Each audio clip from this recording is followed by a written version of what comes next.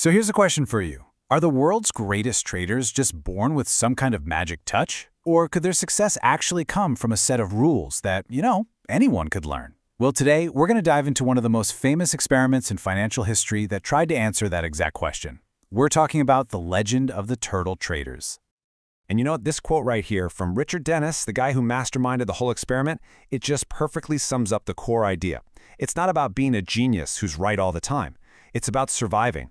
It's about making sure you can handle your losses so you're still in the game when those massive home run trades finally show up.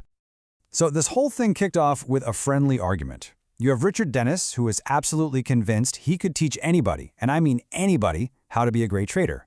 And then you have his partner, William Eckhart, who was like, no way. He thought trading success was just something you're born with, an innate talent. And to settle this debate once and for all, they decided to put their money where their mouth was. They launched this incredible experiment to see if they could take a group of total rookies, people off the street, and turn them into world-class traders. So they put an ad in the newspaper and got this incredibly diverse group of people. I'm talking a security guard, a Dungeons & Dragons game designer, even an accountant. They nicknamed them the Turtles, gave them just 2 weeks of training on a very specific set of rules, and then handed them millions of dollars to trade. And the results? They were absolutely legendary. The group reportedly made an 80% compound rate of return year after year. Just incredible. All right, so let's get into the nitty-gritty here. What was this secret sauce? Well, it wasn't some crystal ball for predicting the future. No, the entire foundation of their mind-blowing success was a super disciplined, almost robotic approach to managing risk. First up, their stop losses. Now, they didn't just use a simple fixed number like, oh, I'll sell if it drops 5%. Nope, their risk was dynamic. It was based on how wild the market was at any given moment, and they measured that using an indicator called the average true range, or ATL. And you can see exactly how this works right here. On the left, you've got a calm, low volatility market. See how the stop loss is nice and tight? You don't need to give the trade a ton of breathing room. But look at the right. In a choppy, high volatility market, that stop is much wider. This is so clever because it keeps you from getting shaken out of a potentially great trade just by random market noise. All right, rule number 2. This one is huge, and it's basically the golden rule of modern trading. No matter how amazing a trade looked, no matter how confident they were never allowed to risk more than 2% of their total capital on a single idea. This is the ultimate survival rule. It makes sure that even a nasty string of losses won't completely blow up your account. And this table right here, this is where it all comes together. It shows how Rule 1 and Rule 2 work in perfect harmony. So check this out.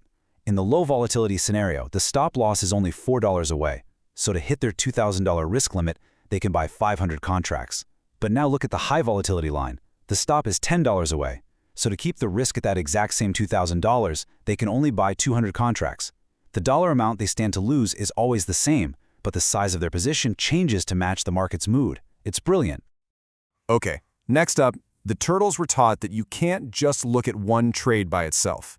You absolutely have to understand correlations, basically how different markets tend to move in relation to each other.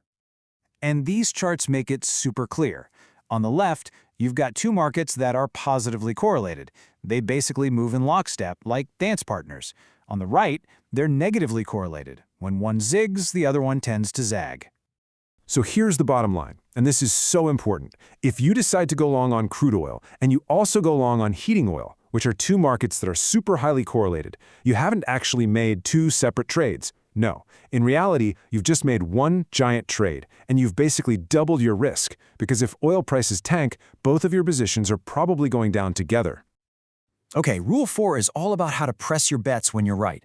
The Turtles didn't just jump in with their full position size. They'd start small, maybe risking just 0.5%.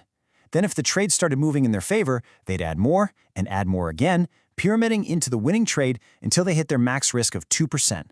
And all the while, they were moving their stop loss up to lock in those profits. And finally, rule number 5. This one is for when things inevitably go wrong. And honestly, it's a psychological masterpiece. If your account took a 10% hit, you were forced to cut your trading size way back, as if you'd actually lost 20%. This built-in circuit breaker stopped traders from going on tilt and revenge trading during a drawdown, which is a mistake that just destroys accounts. It preserved their most important asset, their capital. So these rules sound pretty incredible, right? And they absolutely crushed it in the commodities markets of the 1980s. But that was then. That was a completely different world.